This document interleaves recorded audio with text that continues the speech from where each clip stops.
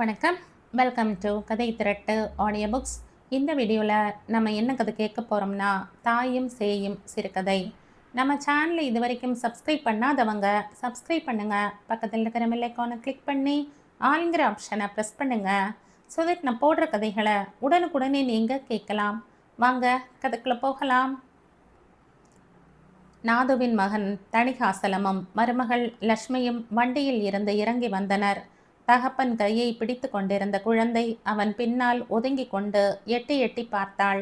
மருமகள் லக்ஷ்மியின் கையில் இருந்த 6 மாசத்து குழந்தை சேதுவை கண்டதும் தாவி கொண்டு வந்தது. சேது குழந்தையை மாறி எடுத்து மார்புடன் சேர்த்து உச்சி மோந்தான். ஏண்டா கடிதமே போடவில்லை என்று மகனை பார்த்து கேட்டாள் சேது. உன்னையும் அப்பாவையும் திடுக்கிட செய்ய வேண்டும் என்பதற்காகத்தான் என்று பதில் அளித்தான் தணிகாசலம். அவர்களை அழைத்து கொண்டு உள்ளே சென்றாள் தாய். மறுநாள் தீபாவளி என்பதற்காக வீடெல்லாம் கோலமும் செம்மண்ணுமாக விளங்கியது. கூடத்தில் பெரிய கோலம் ஒன்று போட்டு வெண்கல குத்து விளக்கை பளபளவென்று தேய்த்து வைத்து அதற்கு குங்குமம், சந்தனம், பூ, மாலை யாவும் சாத்தி அலங்காரமாக வைத்திருந்தது. பட்டாசு கட்டுகளும் வெற்றிலை பாக்கு, தேங்காய், குடம் யாவும் தயாராக இருந்தன. ஒரு தாம்பாளத்தில் சீட்டி பாவாடை சட்டை தவிர சிறு குழந்தை சட்டை ஒன்று யாவும் இருந்தன. மற்றொரு தட்டில் வேட்டியும் புடவையும் இருந்தன. அம்மா, நீ செய்திருக்கும் ஏற்பாட்டை பார்த்தால் எங்களை எதிர்பார்க்காதது போலவே இல்லை. வேட்டியும் புடவையையும் அப்பாவுக்கும் உனக்கும் என்று தெரிகிறது. குழந்தைகள் சட்டை துணி யாருக்காக என்று கேட்டான் தணிகாசலம். ஏதாவது அக்கம் பக்கத்து ஏழை குழந்தைகளுக்கு கொடுப்பேன். நான் எங்கே செய்தால் அங்கே தொலை தூரத்தில் யாராவது உங்களுக்கு செய்வார்கள் என்பது என் அஞ்ஞானம் என்றாள் சேதோ. தணிகாசலம் தாயின் முகத்தை நோக்கினான். அவன் பார்வையில் மிக்க மரியாதையும் பக்தியும் பிரதிபலித்தன. அப்பா எங்கே அம்மா என்று அவன் கேட்டான். வெளியூருக்கு போயிருக்கிறார். இன்றைக்கு இரவுக்குள் வந்து விடுவார். நீ வருவது தெரிந்திருந்தால் வெளியே போகாமல் இருந்திருப்பார் என்று பதிலளித்தாள் சேதோ. அன்றிரவு உணவு முடிந்த பிறகு கூடத்தில் உள்ள ஊஞ்சலில் தணிகாசலம் அமர்ந்திருந்தான். சங்கிலியை பிடித்து கொண்டு நின்றாள் அவன் மனைவி. கீழே தரையில் அவன் தாய் குழந்தையை மடியில் வைத்து கொண்டு உட்கார்ந்திருந்தாள். வெகு நேரம் வரை பேசி கொண்டிருந்தனர் மூவரும். தணிகாசலம் டில்லியில் வேலையாக இருந்தான். அவன் இந்த பக்கம் வந்து 2 ஆண்டுகள் ஆகிவிட்டன. அம்மா, 2 வருஷம் கழித்து திடீரென்று வந்திருக்கிறோம். வேறு ஒருவரானால் மயக்கம் போட்டு விழுந்து விடுவார்கள், அழுவார்கள், சிரிப்பார்கள், அணைத்து கொள்வார்கள், வாய் குழறுவார்கள். அப்படியெல்லாம் இல்லாமல் நீ மிகவும் சாவதானமாக இருந்து விட்டாயே அம்மா. வாழ்வே எதிர்பாராத சம்பவங்களின் கோர்வை தானே முருகா. அடுத்த நிமிஷம் என்ன நடக்கப் போகிறது? நாம் வகுத்தபடியே நேரிடுமா அல்லது வேறு விதமா என்று யாரால் சொல்ல முடியும்? நாம் ஏன் பிறந்தோம் என்று தெரிகிறதா? அல்லது ஏன் இருக்கிறோம் என்று தான் தெரிகிறதா? அடுத்த வினாடி உயிரோடு இருப்போமா என்று கூட நிச்சயம் இல்லையே. அநித்தியமான இந்த வாழ்வில் எல்லாம் எதிர்பாராதது தானே முருகா என்று நிதானமாக கூறினாள் சேது. தணிகாசலம் என்பது அவனுடைய பாட்டனாரின் பெயர் ஆதலால் சேது தன் மகனை முருகா என்றே அழைத்தாள். தணிகாசலம் தன் தாயின் சாந்தமயமான முகத்தை முதல் தடவை நோக்குவது போல் பார்த்தான். அவள் உடலில் பழைய சதை பற்று குறைந்து விட்டது. திட்டமாக கடைசல் பிடித்து எடுத்தது போன்ற கழுத்தில் பவழ மாலையும் தங்க கொடியும் பளிச்சிட்டன. அம்மா, உன் பேச்சை கேட்டால்தான் உனக்கு வயசாகி விட்டதே என்று தெரிகிறது. இப்பொழுது கவனித்தால் உன் உடலிலும் முதுமை தோன்ற ஆரம்பித்து விட்டதே என்றான் தணிகாசலம். என்றும் 16ஆக இருக்க முடியுமா அப்பா? நீ இன்னமும் என் கை குழந்தையாகவே தான் தோன்றுகிறாய். உனக்கு குடும்பமும் குழந்தையுமாகி விட்டதே. அத்தை, இல்லாவிட்டாலும் நீங்கள் திடீரென்று வயசாகி விட்ட மாதிரி தான் தெரிகிறது. நாங்கள் டில்லியிலே சொல்லிக்கொண்டே இருப்போம். அங்கே பக்கத்து வீட்டு பஞ்சாபி அம்மாள் இருப்பார்கள் பாருங்கள் என்று லக்ஷ்மி கூறுவதற்குள், ஆமாம், அந்த அம்மாள் சுகமாக இருக்கிறாளா என்று குறுக்கிட்டு கேட்டாள் சேது. இருக்கிறார்கள். அந்த அம்மாள் கூட சொல்வார்கள், உன் அத்தை மாதிரி இளமையாக இருக்க முடியாது என்று. பழைய பளபளப்பே குறைந்து விட்டதே என்றாள் லக்ஷ்மி. நீ இந்த பெரிய வீட்டிலே ஒண்டிக்கட்டையாக இருந்து இருந்து உன் பேச்சும் உடலுமே கெட்டு போய்விட்டன என்றான் தணிகாசலம். சேது குலுங்கு குலுங்க சிரித்தாள். உன் அம்மாவை சிறு பெண்ணாகவே பிடித்து வைக்கப் போகிறாயா? நல்ல பிள்ளையப்பா நீ என்றாள் அவள் சிரிப்பினிடையே. என்னை இந்த ஊருக்கே போட சொன்னால் போடுவார்கள், வந்து விடட்டுமா என்று கேட்டான் தணிகாசலம். எதற்காகடா? அம்மாவுக்கு மார்க்கண்டேய விரதம் வாங்கி வைக்கவா? விளையாட்டு இல்லை அம்மா. நீ குழந்தைகளோடு இருந்தாயானால் மனசிலே இப்படி. வேண்டாம் முருகா, அங்கேதான் கூட கொஞ்சம் சம்பளம் கொடுக்கிறார்கள். சிறு வயசில்தானே தொலைதூரத்து ஊர்களை சுற்றி பார்க்க முடியும். பிறகு வயசான காலத்திலே இங்கே வந்து இருந்து கொள்ளலாம். அதற்குள்ளே உன் அம்மாவும் அப்பாவும் கிழவர்களாகி வாசல் திண்ணைக்கு வந்து விடுவார்கள் என்றாள் சேது சிரித்தபடியே. பணம் போனால் போகட்டும், நீங்களும் என்னிடம் வரமாட்டேன் என்கிறீர்கள். நானாவது இங்கே வந்து இருந்து விடுகிறேன் என்றான் தணிகாசலம் பிடிவாதமாக. வேண்டாம் வேண்டாம், அதற்கு நிறைய காலம் இருக்கிறது. மணியாகிவிட்டது, படுத்து கொள்ளுங்கள், பிரயாண அலுப்பு வேறு என்றாள் சேது. அப்பா வரவில்லையே என்ற கவலை தோய்ந்த குரலில் கேட்டான் மகன். இதற்கு மேலே வரமாட்டார், படுத்துக்கொள். வந்தால் நான் கதவை திறந்துவிட்டு உன்னையும் எழுப்புகிறேன். மறுநாள் விடியற் காலையிலேயே எல்லோரையும் எழுப்பிவிட்டாள் சேது. குழந்தைகளுக்கு எண்ணெய் தேய்த்து விட்டு மகனையும் மருமகளையும் மணையில் இருத்தி மஞ்சள் நீர் சுற்றி எண்ணெய் தேய்த்து விட்டாள். பட்சணங்களை எடுத்து கொடுத்தாள். கோடியை பிரித்து கொடுத்தாள். குழந்தைகளிடம் கொஞ்சினாள். அன்னை சுறுசுறுப்பாக சிரித்த முகத்துடன் நடமாடுவதை கண்டது தணிகாசலத்திற்கு சற்று நிம்மதியாக இருந்தது. அத்தை, நீங்கள் பிள்ளைகளோடு இருங்கள். நான் தான் இன்றைக்கு விருந்து சமைப்பேன். மாமா வருவார் இல்லையா என்றாள் லக்ஷ்மி உரிமையுடன். வந்து விடுவார், நாம் சாப்பிடுவதற்குள் வந்து விடுவார் என்றாள் சேது. அம்மா, நாங்கள் 2 பேரும் போய் தெருவில் உள்ள பெரியவர்களை கும்பிட்டு விட்டு வருகிறோம் என்றான் தணிகாசலம். எதற்கடா? அப்புறம் போகலாமே. ஏனம்மா, நீதானே நான் சின்னவனாக இருக்கும்போது போகாவிட்டால் அடித்து துரத்துவாய். உன் மகன் பெரிய ஆளாகிவிட்டான் என்ற எண்ணமா என்று கேட்டுவிட்டு தணிகாசலம் சிரித்து கொண்டே லக்ஷ்மியுடன் கிளம்பினான். சாப்பாட்டு வேளை வந்தது. சேதுவும் லக்ஷ்மியும் இலை போட்டு பரிமாறினார்கள். அப்பா வராமல் எப்படி சாப்பிடுவது என்றான் தணிகாசலம். நேரம் கழித்து வருவார். அதுவரை உங்களை பட்டினி போட்டால் என்னை திட்டுவார். நீங்கள் சாப்பிடுங்கள் என்று கூறி மகனை வற்புறுத்தி சாப்பிட வைத்தாள் சேது. அம்மா, நானும் லக்ஷ்மியும் இன்று இரவு அவள் பிறந்தகத்துக்கு போய்விட்டு 2 நாட்கள் கழித்து திரும்பலாம் என்றிருந்தோம் என்று ஆரம்பித்தான் தணிகாசலம். அப்பாவை பார்க்கவில்லையே நீ? சரி, போய்விட்டு சீக்கிரம் திரும்பி விடுங்கள். அவர் வந்ததும் குழந்தைகளை பார்க்க வேண்டும் என்று அலைவார். அங்கேயே வந்தாலும் வந்து விடுவார் என்றாள் சேது. தணிகாசலம் தன் குடும்பத்துடன் அன்று பிற்பகல் கிளம்பிவிட்டான். அவனுக்கு தாயை விட்டு செல்லவும் மனம் இல்லை. தகப்பனாரை காணாமல் புறப்படவும் பிடிக்கவில்லை. ஆயினும் லக்ஷ்மிக்கு அவள் பெற்றோரை காண ஆவலாக இருக்குமே என்றும் அவன் மனதில் தோன்றியது. மாமனார் அகத்தில் 2 தினங்கள் கழித்தன. லக்ஷ்மி, அப்பா வந்திருப்பார், கிளம்பு, போவோம் என்றான் தணிகாசலம்.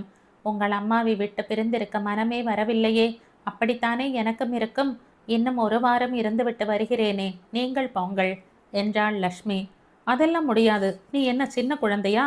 அப்பா குழந்தைகளை பார்க்க வேண்டும் என்று துடிப்பார். நீ 10 நாள் கழித்து மறுபடியும் வரலாம் என்று கூறிவிட்டு அவன் வெளியே சென்றான்.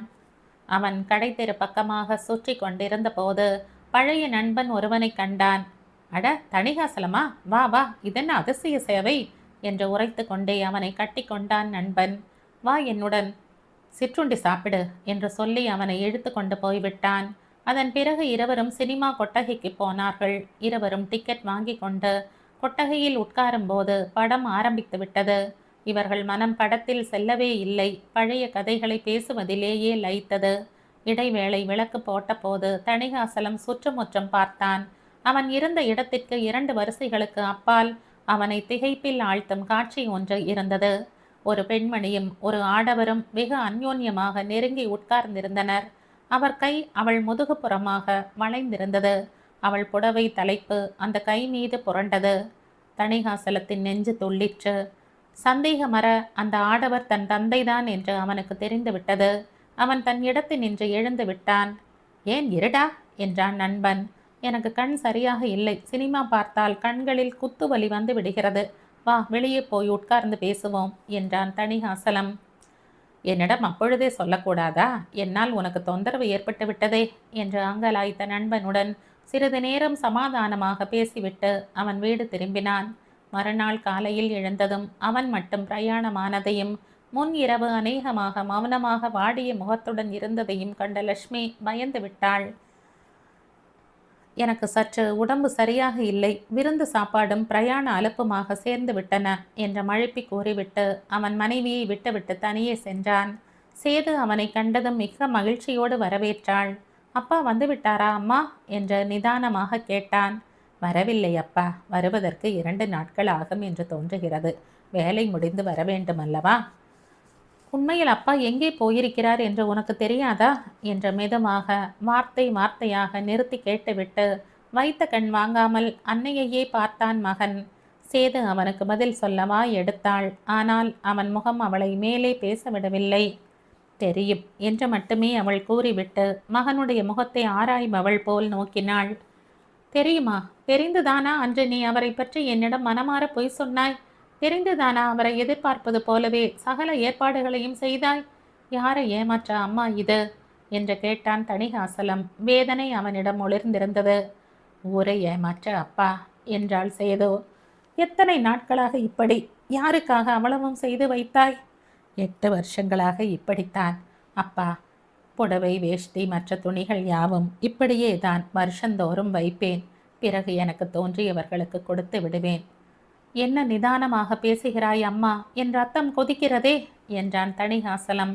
உனக்கு எப்படி தெரியும்? என் கண்ணால் பார்த்தேன். நேற்று மாமனார் ஊரில் புதிய சினிமா ஒன்று வந்திருந்தது. அதை பார்க்க வந்திருந்தார்கள். அப்பா உன்னை பார்த்தாரா? நீ அவருடன் பேசினாயா? அவளோடு இருக்கும்போதா? அவன் குரலில் கசப்பும் ஏளனமும் மிஞ்சின. முருகா என்று கூவினாள் சேது. உன் தந்தையை பற்றி பேசுகிறாய் என்பது நினைவிருக்கட்டும். பனியில் நடுங்குவது போல் அவள் குரல் உதறிற்று. இருக்கட்டுமே அம்மா, அவர் வயசு என்ன? என்ன வெட்கக்கேடான காரியம் செய்கிறார்? சேது பேசவில்லை. இதனால் தானே அம்மா நீ அன்று காலையில் பெரியவர்களை வணங்க என்னை அனுப்ப மாட்டேன் என்றாய். இதற்காகத்தானே அம்மா நீ என்னை இந்த ஊருக்கு மாற்றிக்கொண்டு வர வேண்டாம் என்கிறாய். என்ன குறுக்கு விசாரணை முருகா? ஆமாம் ஆமாம், அவர் என் கணவர்.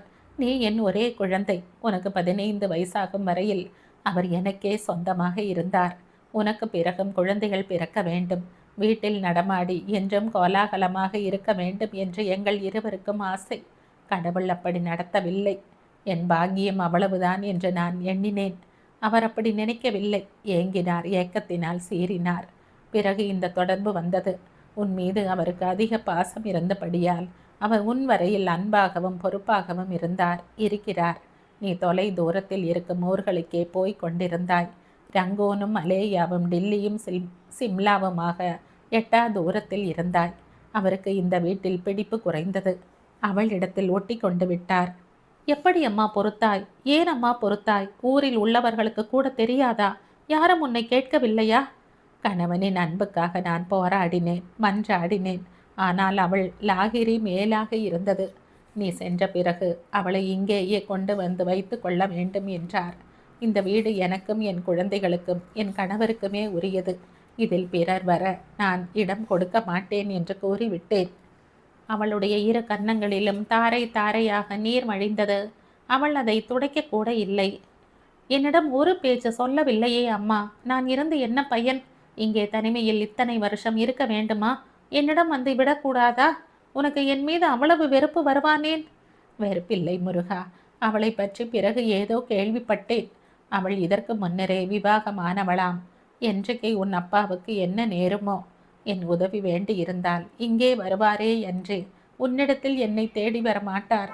அந்த நாள் வரும்போது நான் தயாராக இருக்க வேண்டும் என்பது என் கொள்கை. உன் கொள்கையும் நீயும் இப்படியே ஒரு நாள் இறந்து விட்டிருந்தால்? மகனின் உடல் சினத்தால் நடுங்கிற்று. வேதனை மறைந்து அன்னை மீது, அவளை ஏமாற்றிய தகப்பன் மேல், தன் மீது அவனுக்கு எல்லை மீறிய கோபம் வந்தது. இறந்து விட்டால் என்ன பிரமாதம்? தணிகாசலத்திற்கு அப்பொழுதுதான் தன் தாயின் பற்றற்ற பேச்சு நினைவிற்கு வந்தது. அம்மா, இனி இது வளராது. உன் பொறுமையும் வேதாந்தமும் எனக்கு வேண்டி இருக்கவில்லை. அன்பே உரு என்று நான் உயிரை வைத்திருந்த அப்பா இப்படி உனக்கு துரோகம் செய்வது, அதை நான் பார்த்து கொண்டிருப்பதா? ஒரு நாளும் முடியாது. அவர் வருவார். ஆனால் இங்கேயே கௌரவமாக பேசி கேட்டு தீர்த்துவிட்டு உன்னை என்னிடம் அழைத்து சென்று விடுவேன் என்று பேசி குதித்தான் தணிகாசலம். அப்பொழுது வாசல் கதவை தட்டும் சத்தம் கேட்டது. சேது விரைந்தோடி சென்று திறந்தாள். அவள் கணவர் தனுஷ்கோடி லிங்கம் உள்ளே நுழைந்தார். முருகன் வந்திருக்கிறான். திடீரென்று தீபாவளி அன்றைக்கு காலையிலே லக்ஷ்மியையும் குழந்தைகளையும் கூட்டிக் கொண்டு வந்தான். நீங்கள் இல்லையே என்று தவிக்கிறான் என்று சரமாரியாக பேசி தள்ளினாள் சேது. தணிகாசலம் எழுந்து வந்தான். தகப்பனை பார்த்தான். தாயை நோக்கினான். சேதுவின் கண்களில் மிளிர்ந்த அன்னையின் பாசம், அத்துடன் போட்டியிட்ட கணவன் மீது காதல், மாறாத மனம், குடும்ப கௌரவம், பதிபக்தி யாவும் தெள்ளென தெரிந்து கொண்டான். தன் பீதியை அடக்க அவள் பேசிய வேகம் அவன் இருதயத்தில் குத்தி நின்றது. திறந்த வாயை அவன் மூடிக்கொண்டான். அடக்கத்துடன் நடந்து வந்து அவர் கைத்தடியையும் கூஜாவையும் வாங்கி கொண்டான். சேதுவின் உள்ளம் விம்மிதம் எய்தியது. தனக்கு ஏற்ற செய்தான் முருகன் என்று அவள் ஆறுதல் அடைந்தாள். அப்பா, என்ன வயசிலும் வேலை, என்ன இந்த வயசிலும் வேலை? நாங்கள் 2 நாட்களாக துடிக்கிறோம். அம்மாவுக்கும் விலாசம் தெரியவில்லை. இல்லை என்றால் நான் உங்களை தேடிக்கொண்டு வந்திருப்பேன் என்றான் சேதுவின் மகன். சேது அறிவாள் அது தனக்காக சொன்ன பேச்சுத்தான் என்று. எத்தனை நாட்கள் ராஜா என்று கேட்டார் தந்தை. 2 மாசம் இருப்போம். இந்த 2 மாசமும் எங்கும் வெளியூர் வேலையை ஏற்க வேண்டாம் என்றான் தனையன். 2 மாசம் என்ன? இனி எப்பொழுதும் உங்களுடன் தான். நான் ஓய்வு பெற்றுவிட்டேன். குழந்தைகளையும் லட்சுமியையும் அழைத்து கொண்டு வந்துவிடு என்றார் தந்தை. ஏனோ அவர் குரல் கரகரத்திருந்தது. அவர் பார்வை சமையல் அறையை தேடிற்று. தணிகாசலமும் அவ்விடமே நோக்கினான். அம்மா, அப்பா சொன்னது காதில் விழுந்ததா என்றான் உரக்க. விழுந்தது. அவருக்கும் வயசாகிவிட்டது. இப்பொழுதாவது ஓய்வு பெற்று மனைவி மக்களோடு இருக்க தோன்றியதே, அது உன் புண்ணியந்தான் என்றாள் சேது. எத்தனையோ வருஷங்களாக அனுபவித்த வேதனைக்கு இன்று ஆத்திரம் தீர சொன்ன சொல் அது என்று மூவர் மனதிற்கும் தெரிந்தது. கலைமகள் இதழில் 1953ஆம் ஆண்டு வெளிவந்த சிறுகதை இது. இந்த கதை உங்களுக்கு பிடிச்சிருந்தா லைக் பண்ணுங்க, ஷேர் பண்ணுங்க, சப்ஸ்கிரைப் பண்ணுங்க. மற்றும் ஒரு இன்ட்ரெஸ்டிங்கான கதையோட அடுத்த வீடியோவில் சந்திப்போம். பாய். தேங்க்யூ.